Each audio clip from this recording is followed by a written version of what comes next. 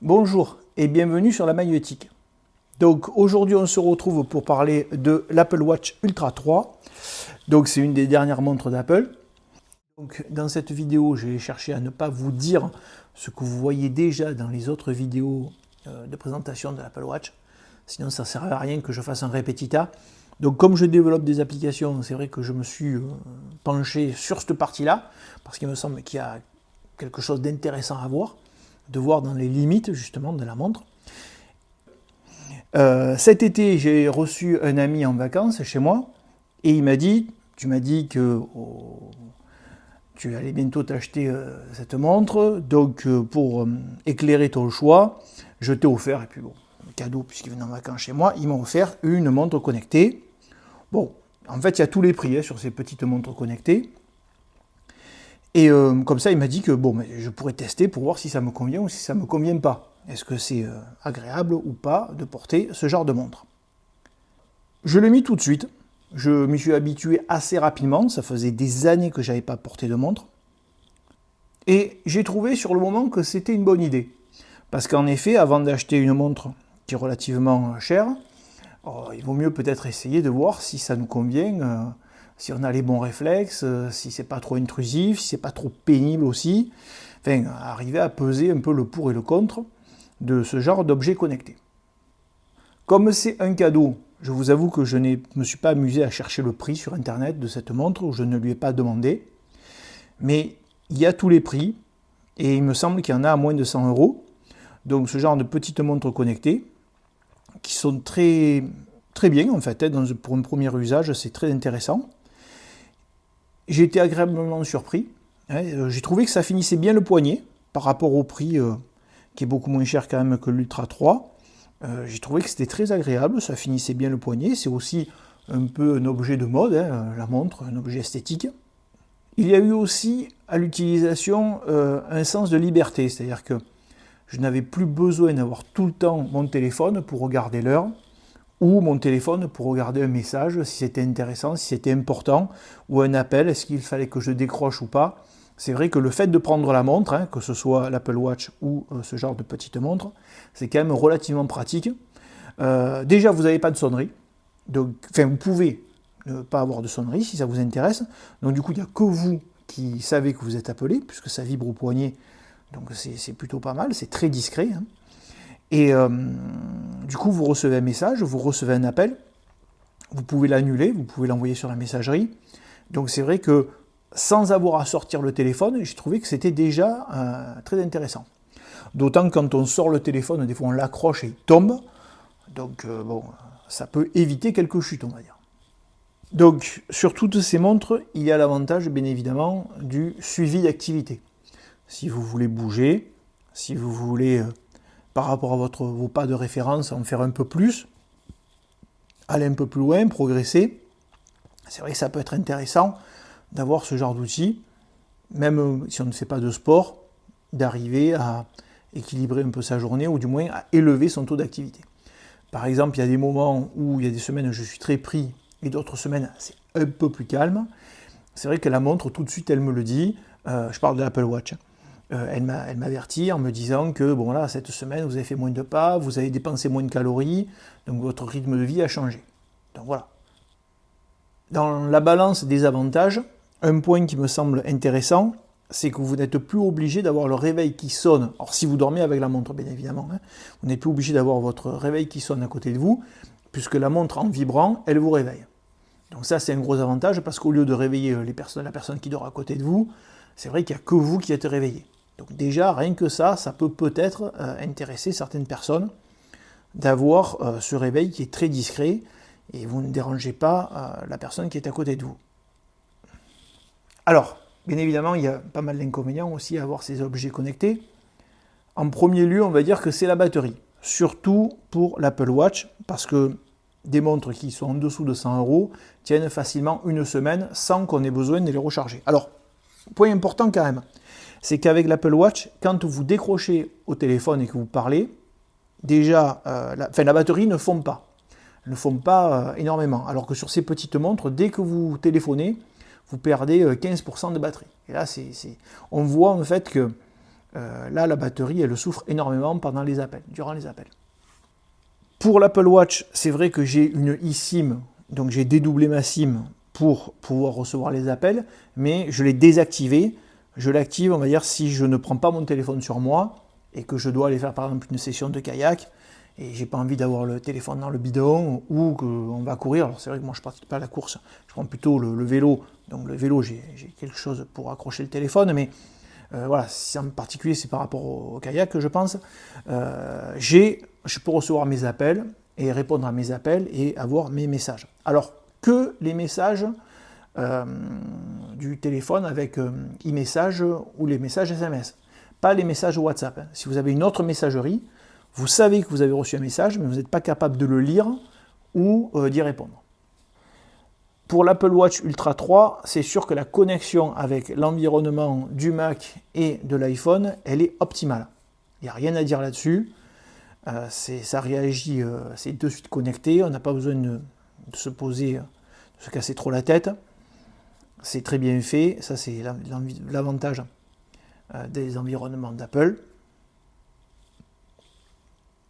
Alors, un inconvénient que j'ai trouvé lorsque vous avez l'Apple Watch Ultra 3, c'est que, je pense que c'est valable pour tous les Apple Watch, vous êtes en train de regarder une vidéo sur YouTube.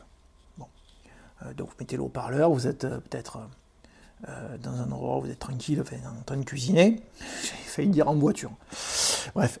Et du coup, ça sonne sur votre montre et sur votre téléphone.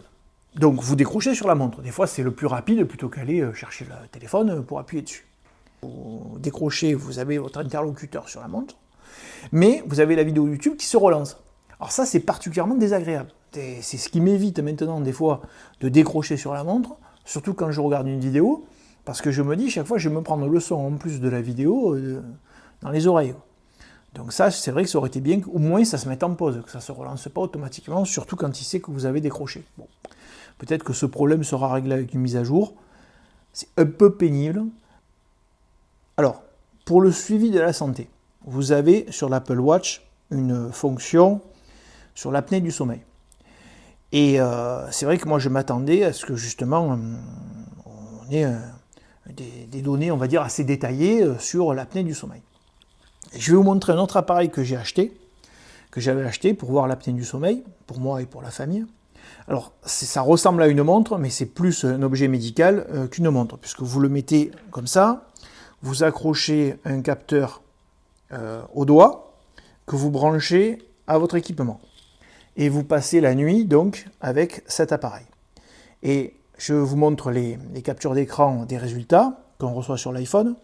On a vraiment quelque chose de détaillé, point par point, minute par minute, avec les apnées, les longueurs des apnées, le taux d'oxygène que vous avez dans le sang, la chute que vous avez faite au niveau par rapport à une apnée pour votre taux d'oxygène. Donc vous voyez vos points d'alerte. La montre peut même vous faire des vibrations si vous descendez trop bas pour vous réveiller, pour que vous preniez une bouffée d'oxygène. Donc ce genre d'appareil, je pourrais vous mettre la marque si ça vous intéresse. Bon, c'est pas anodin, le prix c'est 270 €, quelque chose comme ça. Mais c'est vrai que là, ça marche très bien. Alors vous le chargez, ça fait 2 nuits, je pense. Mais c'est ponctuel. On va dire que c'est pour voir si vous méritez d'aller voir un médecin et d'avoir un suivi vraiment de votre sommeil pour voir si vous avez besoin d'être appareillé avec une machine pour l'oxygène, par exemple. Et vous pouvez aussi le passer à votre famille. C'est-à-dire que cet appareil-là, l'avantage qu'il y a, c'est qu'avec ces données qui sont très détaillées sur une seule nuit, si vous le passez à quelqu'un de votre famille, il peut de suite avoir ses résultats. Alors que l'Apple Watch, il faut plusieurs jours pour avoir des données de sommeil. Et encore, je vais vous montrer les données de sommeil que vous avez, ce sont que des points. Ça vous dit si vous êtes, on va dire, si vous avez de grosses apnées du sommeil ou pas. Mais ça ne vous donne pas vraiment le détail de votre nuit. Et c'est sur plusieurs jours, parce que la montre fait aléatoirement sur plusieurs jours, en fait, des points sur votre oxygène dans le sang, et c'est à ce moment-là qu'elle peut vous sortir quelque chose d'intéressant. Alors, pourquoi c'est sur plusieurs jours et pas sur une seule nuit? Tout simplement par économie de la batterie. C'est pour économiser la batterie que le capteur n'est pas tout le temps en train de faire des mesures. Et ce problème, c'est pour ça que j'ai fait aussi la vidéo, c'est parce que ce que je vais vous dire, on ne va pas le retrouver ailleurs. Le problème, c'est que je développe donc des petits programmes sur iPhone et sur l'Apple Watch. Et par exemple, j'ai voulu utiliser justement ce capteur d'oxygène pour les apnées, parce que j'ai fait une petite application de musculation que je vais vous montrer. Et cette application de musculation, donc qui est gratuite, que vous pouvez télécharger sur le store, l'idée c'était de l'améliorer, peut-être même de faire des versions payantes, avec un vrai coach sportif qui vous dit, lorsque vous faites une apnée pendant votre effort physique, c'est-à-dire par exemple vous poussez au développé couché, pour garder un maximum de force, vous vous mettez en apnée et vous poussez, alors que normalement il faut souffler quand on pousse. Ça permet d'éviter de faire monter trop la tension artérielle, hein, parce qu'une accumulation sur des années d'entraînement où on se met en apnée comme ça peut entraîner des problèmes cardiovasculaires ou des problèmes de circulation. Donc, hein. Et l'idée, c'était justement de mesurer avec ce capteur, cet oxymètre qui est muni sur l'Apple Watch, pour dire aux sportifs, attention, tu fais une apnée, respire pendant ta séance, parce que sinon ça ne va pas. En fait, je me suis rendu compte qu'en programmant la montre, on n'y avait pas accès tout le temps à ce capteur. Apple bride, je crois, une mesure toutes les 15 minutes. Il faudrait que je regarde exactement, mais l'idée c'est ça. C'est-à-dire qu'il y a vraiment une bride sur tous ces capteurs. Et c'est ce qui pose problème aussi pour développer des applications. Par exemple, à un moment, je voulais faire une application pour la chasse sous-marine, pour la plongée en apnée. J'ai fait beaucoup de plongée en apnée, beaucoup de chasse sous-marine. Et il y a l'application Océan, donc que j'ai pas pu tester parce que bon, je l'ai acheté et puis je suis pas allé à la mer depuis, qui permet donc d'avoir l'équivalent d'un ordinateur de plongée sur la montre. Mais c'est vrai que pour les personnes par exemple qui font de l'apnée, ce serait peut-être pas mal, ou de la chasse sous-marine, quand vous restez plus de 2 minutes 50, presque 3 minutes sous l'eau, des fois c'est pas mal d'avoir un repère au temps. Donc la montre pourrait dire par exemple, c'est l'application que j'avais prévu de faire, dès que je suis à plus d'1 mètre de profondeur, ben je lance un chrono et je vais dire au plongeur, donc voilà, grosso modo, par rapport à vos temps, il vous reste tant de temps avant de remonter. Donc ça pouvait être intéressant. Sauf que Apple bride, enfin c'est pas bride, c'est interdit carrément cette fois-ci l'accès au profondimètre. Parce qu'ils ne veulent pas qu'il y ait quelqu'un avec de fausses données qui fait un mauvais programme et quelqu'un qui reste noyé au fond de l'eau. Bon, ce qui se comprend. Mais on se rend compte que la montre est énormément bridée sur plein d'utilisations des capteurs, et ce qui bloque en fait le développement aussi d'applications. Parce que pourquoi le store donc, de la montre est aussi vide alors qu'il y a autant de capteurs? C'est que justement, si vous voulez utiliser le capteur pour mesurer la fréquence cardiaque, pour faire une application de course, il faut vraiment être bien installé, être connu auprès d'Apple et avoir un dossier qui permet de valider l'utilisation de ce capteur dans votre logiciel. Et alors je ne l'ai pas utilisé ce capteur encore sur des applications, mais c'est vrai que il me semble que si vous utilisez vraiment un suivi de vélo, un suivi de cardio avec une application spécifique, la batterie elle va descendre plus vite. Donc voilà, l'idée c'est que il y a des mesures de sécurité qui brident l'utilisation de certains capteurs, et il y a aussi des mesures d'économie de batterie. Donc vous l'avez peut-être compris, si j'ai pris cette montre, c'était pour développer dessus et sortir des applications. Voilà. Donc les applications que j'ai faites, je vais vous les présenter. C'est un ou deux week-ends que j'ai fait ça, c'était vite fait, c'était pour m'amuser. J'ai fait Toucher du bois, qui est un rappel un peu humoristique avec un ami on avait développé il y a une dizaine d'années, où vous n'avez pas de bois, vous dites bon il faut toucher du bois, donc vous cherchez du bois pour toucher. Bon. Là vous avez sur votre téléphone et on avait fait une application justement où vous choisissiez votre bois. Donc vous touchez du bois et vous choisissiez votre bois. Donc là ce qui s'est passé c'est que je l'ai fait sur la montre et je l'ai fait sur le téléphone. J'ai relancé les applications tout simplement parce que ça peut être sympa de voir ce qui est la plus téléchargée. Est-ce que c'est sur la montre? Parce que finalement sur la montre il n'y a pas beaucoup d'applications. Mais de notre côté, il n'y a pas beaucoup de montres vendues. Donc est-ce que le fait qu'il y ait peu d'applications, ça pousse certaines applications à être téléchargées? Et je l'ai fait aussi sur l'iPhone, c'est la même interface, c'est pratiquement pareil. Ça mériterait une ou deux mises à jour sur la montre et sur l'iPhone, mais peut-être je m'en occuperai. Et sur l'iPhone, donc, parce qu'il y a beaucoup d'applications, c'est vrai, mais il y a aussi beaucoup d'utilisateurs. Donc je regarderai, c'est un moyen un peu statistique de voir sur lesquels les applications se téléchargent le mieux, sur le store de la montre ou sur le store du téléphone. Voilà. Donc c'est un peu humoristique. Alors vous gagnez un petit emoji. Hein. Je ne sais pas si vous avez... je vous le présente là, vite fait. Vous gagnez un petit emoji, et cet emoji, si on pousse le concept plus loin, on peut le rendre unique avec des NFT, et donc partir sur la blockchain par exemple pour faire quelque chose de validé, et en dehors de votre téléphone, et on peut le rendre rare, dans le sens où il y a certaines figures là, que vous pouvez avoir qui ont une chance sur 1 million de sortir.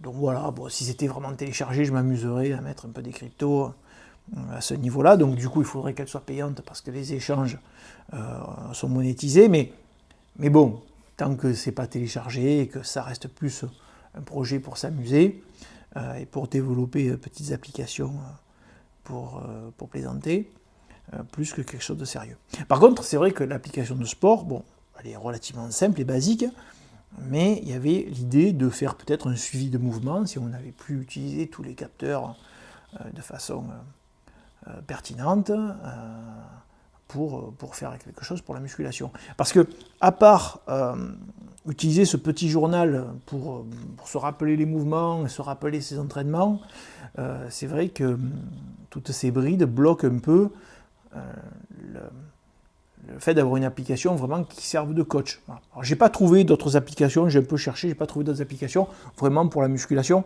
enfin des applications qui soient vraiment pertinentes, à part vraiment le fait de montrer des mouvements et le fait de, peut-être il y en a, vous pouvez me le mettre en commentaire.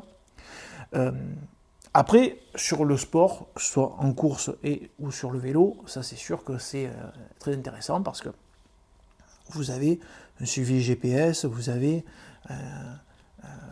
votre moyenne, vous avez pas mal d'informations, et donc du coup c'est vrai que c'est très pertinent. Mais quelqu'un de professionnel de toute façon qui s'entraîne n'a plus vraiment besoin de toutes ces données, bon, sauf pour voir si où c'est que ça a cloché de façon ponctuelle, mais normalement quand on est bien entraîné, on n'a pas forcément besoin de ça. Alors pour la batterie, on va faire simple. Est-ce que c'est très problématique? Non, parce que je l'enlève quand je vais à la douche, je la mets à charger donc pendant 15 minutes, et quand je reviens, en général, alors elle n'est pas chargée à 100%, mais elle était peut-être à 60 et elle est passée à 80. Voilà. Et ça suffit largement pour tenir la journée jusqu'au lendemain que je la recharge. Et si jamais pendant la semaine elle descend à 30%, parce que c'est vrai que comme j'injecte beaucoup de programmes à l'intérieur, je pense que je l'utilise un peu plus, la montre, je la sollicite un peu plus que la normale. Donc à ce moment-là, je la mets à charger pendant 1 heure et elle passe à 100%. C'est vrai qu'il n'y a pas de problème.